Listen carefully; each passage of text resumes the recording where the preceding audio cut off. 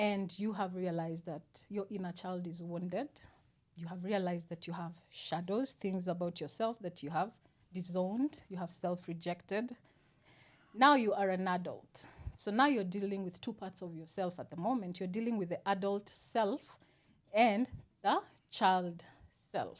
So what reparenting is the adult you becoming the parent of the child you. And the first thing is just to show up without judgment. The adult you, just show up, look at your inner child and just say, okay, this happened to you.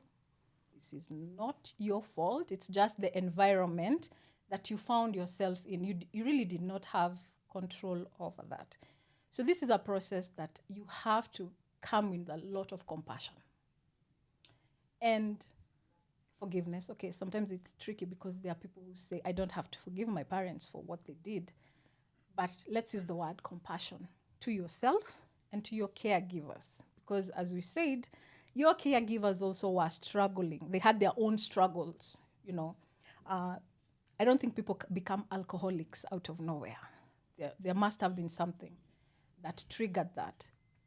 So you're showing up for your inner child. So you can do this through various ways. You can do this through calling your inner child. And this can involve visualization exercises. One that I really love is taking a photo of your childhood self. So the way my mom used to take photos when I was a child, she would take a photo and then Nyuma, she writes the year and how old you are. So I have very many photos that are like that. So when I was starting to do inner child, I would take those photos and put them here. So I would visualize. So this is when I was 4. Do I remember? Sometimes you remember, sometimes you don't.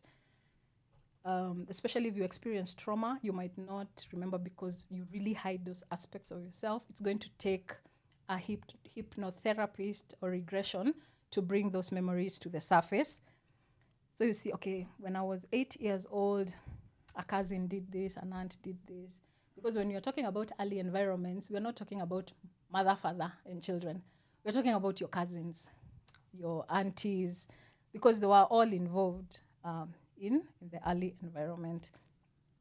So if you have wounds around that, one of the ways to bring them to the surface is using that photo practice, okay? And of course, you have your journal. So you can do what you call writing a letter to your inner child, okay? So don't rush the process. So you have your peak, maybe when you're 9 years old and you have identified what happened. Now, I usually tell people, start with a statement of, I see you, my 9-year-old self, okay? I recognize 1, 2, 3 happened. You're going to bring that to the surface. And then you are going to parent that 9-year-old like you would have wanted to be parented, okay? I would not have done it this way. I would have done it this way. I apologize for what maybe aunt did or what dad did. I recognize the pain that it caused, etc., etc. Journaling is different for everyone. So you can do that for different ages depending on your experiences. And I need to put a disclaimer here because some of these experiences can be very raw, that meeting them by yourself can be very painful. And this is where we encourage people to go to therapy. I am not a therapist, I am a coach. There's a very big difference. I do not diagnose like mental issues and all that. Only a therapist probably can do that. So as a coach, I might start working with you on inner child work, shadow work, and I can notice that hapa kuna a disorder or something. Maybe an anxiety disorder, something that you're going to need to see a professional. So we have people we refer people to. Because some of the childhood trauma people go through, so I am very quick to notice, okay, this needs therapy. You need to go and see a licensed professional. Another thing when it comes to reparenting is play. Okay. So the nature of the child is play, is bubbly, is up and down, you know.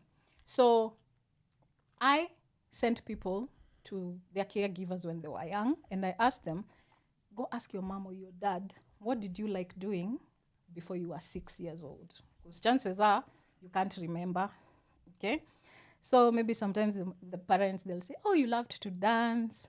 Maybe you love to climb trees, or you used to go to your neighbor's house and stay there the whole day. So that gives me an archetype of the kind of a child you were before the conditioning or before the trauma. And then I encourage you to do those things. Okay. So if you used to be the kind of a child who used to climb trees before your mom started telling you, talk up, no. I will start telling you, you need to start hiking, because I need you to connect with your inner child. If you're the type of a person who loved singing, dancing, even if you're 40 years old, I will tell you, get into a dancing class to reconnect with your inner child. So I think those are the best illustrations for how you would start to reconnect with your inner child. That is part of dialoguing. It is part of calling your inner child. It is part of reparenting as well. Disclaimer, do not rush these processes, especially if you are wounded.